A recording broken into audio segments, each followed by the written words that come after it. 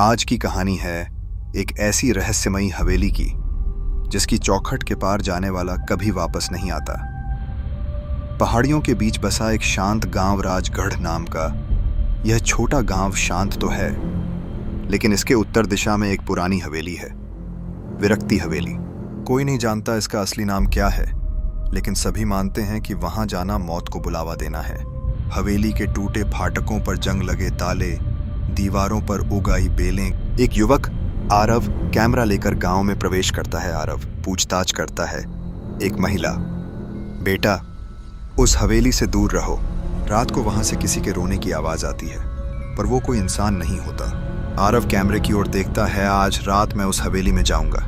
रात का समय, हवेली के बाहर आरव कैमरे के साथ खड़ा है। आरव, अब मैं उस हवेली के अंदर जाने वाला हूँ।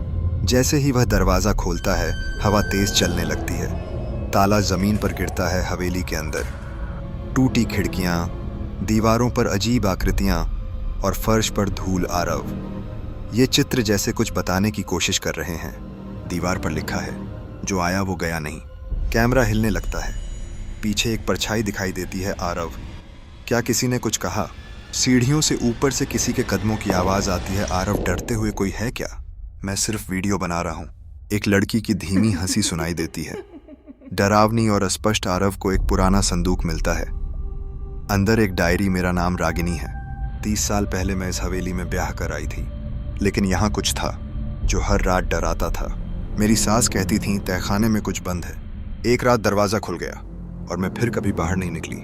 आरव, क्या रागिनी की आत्मा अब भी यहीं है? आरव तहखाने की ओर बढ़ता है। लाइट झपक रही है। तहखाने का दरवाजा खुद खुल जाता है। नीचे खून के निशान, एक पुराना झूला और बीच में एक आईना। आईने में आरव के पीछे एक साया दिखाई देता है। सफेद साड़ी में एक औरत। रागिनी, मुझे आजाद करो, मैं फंसी हूँ। आरव मुड़कर देखता है, वहाँ कोई नहीं। एक जोरदार चीख। कैमरा गिर जाता है। Screen black. गांव वाले हवेली के सामने खड़े हैं। बुजुर्ग, एक और गया, अब वो भी वापस नहीं आएगा। हवेली की दीवार पर एक नया चित्र। आरव का चेहरा नीचे लिखा होता है, स्वागत है। हर चौखट के उस पार एक कहानी है, पर कुछ कहानियां कभी खत्म नहीं होती। क्या आप तैयार हैं उस चौखट को पार करने के लिए? अगर आपको ये कहानी पसंद आई हो तो कृपया इस वीडियो को लाइक करें, शेयर करें और हमारे चैनल को सब्सक्राइब करना न भूलें। ऐसी और भी डरावनी कहानियों के लिए बेल आइकन दबाएं ताकि आपको अगली बार सीधा नोटिफिकेशन मिले।